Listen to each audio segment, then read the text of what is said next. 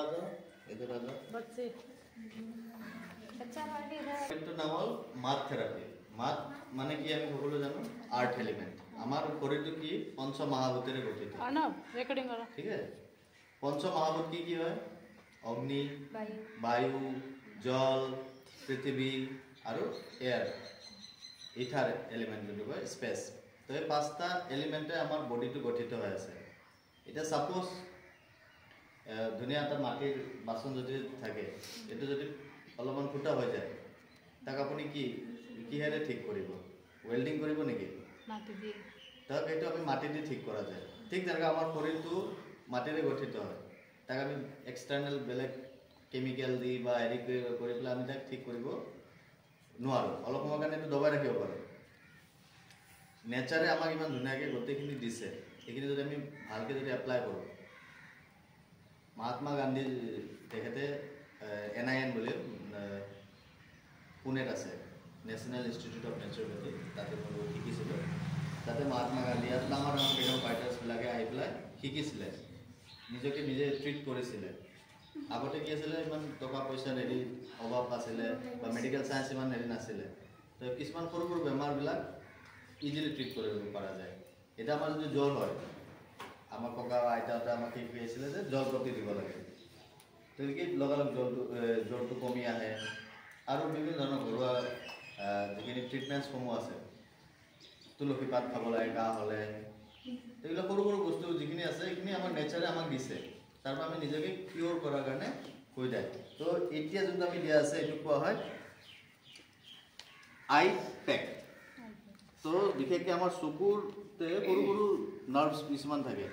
সেই নাৰ্ভছবিলাকৰ বেছি প্ৰেছাৰ পৰাৰ কাৰণে কেতিয়াবা আমাৰ ডাৰ্ক চাৰ্কেল আহি যায় বা চকুৰ ৰশ্মি কমি যায়। তো এই মাত পেক যেতিয়া আমি দিওঁ, তেতিয়া মাতৰ যোনটো এবজৰ্পশ্যন এনাৰ্জি পাৱাৰ যোনটো আছে, এবজৰ্ব কৰে আমাৰ যিখিনি নাৰ্ভৰ, সেইখিনি এক্টিভেশ্যন কৰাৰ কাৰণে সহায় কৰে। ছেকেণ্ডলি আমাৰ চেলছবিলাক যিখিনি এই ক্ষমতা বা মাছেলছৰ ধৰাৰ ক্ষমতা কমি যায় টাইম টু টাইম, সেইখিনিতো হেল্প কৰে।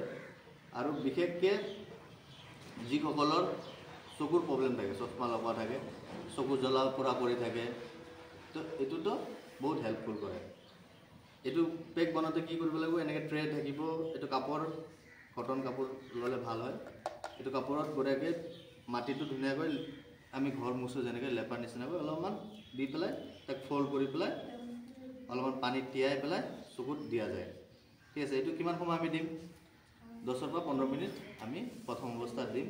লাহে লাহে গ্ৰেজুৱেলি তেখেতৰ হেৰি বডি অনুযায়ী আমি টাইমবিলাক বঢ়াওঁ। ঠিক আছে, ছেম বস্তু যদি আমি পেটত দিওঁ, পেটটো অলপমান উঠাই দিব কাপোৰটো,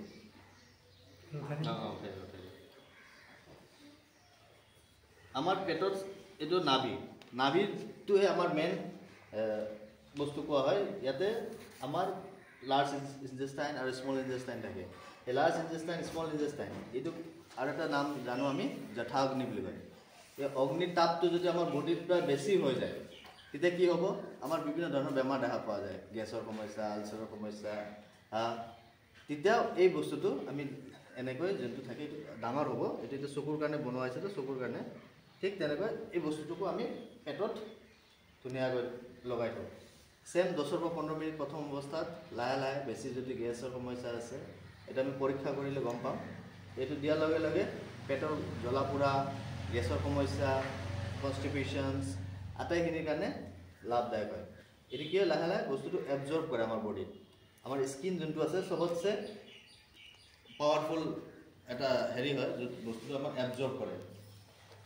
চাব, আমাৰ যদি বাহিৰত আমি যাওঁ, ধূলা থাকে, এই ধূলাটোকো আমাৰ বডিক ইনফেকশ্যন হ'বৰ কাৰণে বচায় এই স্কিনে। এই স্কিনৰ পৰা সৰু সৰু প'ৰ্ছ থাকে, ফুটা থাকে। এই ফুটাৰ পৰা কি হয়, টক্সিন মেটাৰ, ঘাম, আমি কি হয় মল মূত্ৰ আৰু ঘাম, এই তিনিটা বস্তুৰে আমাৰ ডিটক্সিফিকেশ্যন কৰোঁ বডি। এই সৰু সৰু ঘামবিলাক ওলাই যোৱাৰ কাৰণে সহায় কৰে। কেতিয়াবা কি হয়, এই ঘামবিলাক জমা হৈ পেলাই ঘাম ওলাই যাব নোৱাৰে, তেতিয়া স্কিনৰ প্ৰব্লেম আমি দেখা পোৱা যায়। এইটো সময়তো এই পেকে বা মাথ থেৰাপি, গোটেই বডিত আমি মাথ এপ্লাই কৰি দিলোঁ। হোলী যেনেকৈ খেলোঁ, আমি হোলী খেলাৰ নিচিনাকৈ পূৰা বডিটোৱে আমি লগাই পেলাই ৰ'দত অলপমান থাকিলেও শুকাই যাব। শুকাই যোৱাৰ পিছত পানী দি ধুই দিয়াৰ লগে লগে এই মাটিৰ লগত গোটেইখিনি প'ৰ্ছ যিখিনি ফুটা বন্ধ হৈ গৈছিলে সেইখিনি খোল খাই যায় ঠিক আছে আৰু এইটো আগতে আপোনালোকে জানে যে মুলতানী মিট্টি লগাই যে ফেচত মুলতানী মিট্টি লগালে কি হয় আমাৰ ফেচৰ যিখিনি ডাৰ্ক চাৰ্কেলছবিলাক বা ডাৰ্ক ডট থাকে সেইখিনি কিয়ৰ কৰাৰ কাৰণে সহায় কৰে মেইনলি আমাৰ ব্লাড চাৰ্কুলেশ্যন যোনখিনি জেগাত আমাৰ চাৰ্কুলেশ্যন কম হৈ আছে সেই চাৰ্কুলেশ্যনটো বৃদ্ধি কৰাত সহায় কৰে ঠিক আছে মাতৰ এনেকৈ এবজৰ্পশ্যন এটা কেপাচিটি আছে যিকোনো বস্তু এবজৰ্ব কৰি লয় আৰু সি মাতে কি কৰে নিউট্ৰিশ্যন দিয়ে এতিয়া মাটিৰ ভিতৰত আমি এইটো মোটামুটি 7 ফিট তলৰ মাটি গ্ৰাউণ্ড লেভেলৰ পৰা 7 পৰা 8 ফিট মাটিৰ তলৰ পৰা মাটি অনা হৈছে তাতে কি পলি মাটিৰ নিচিনা কৰে আঠা মাটি থাকে ব্লেক চইল টাইপৰ থাকে এই চইলটো কাম কি হয়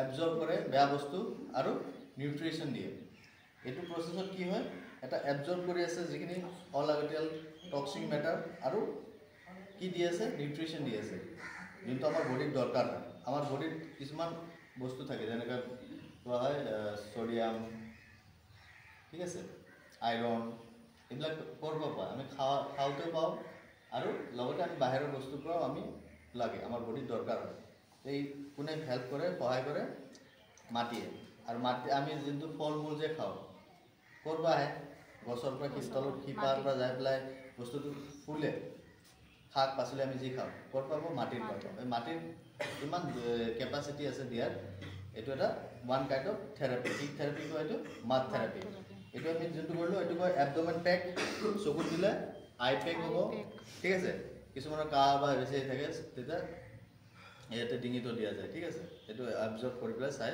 আৰু বতৰৰ অনুসৰি কেতিয়াবা যদি বেছি ঠাণ্ডা থাকে তেতিয়া ঠাণ্ডাটো ব্যৱহাৰ নকৰে তেতিয়া অলপ গৰম পানীৰ ব্যৱহাৰ কৰা যায় এইটো এবাৰ চাই লৈ পেলাই আমি থেৰাপিটো দিয়া যায় ঠিক আছে তো এইটো কৰি দিয়াৰ লগে লগে পেটটো আৰাম পায় চকু আৰাম পাব ঠিক আছে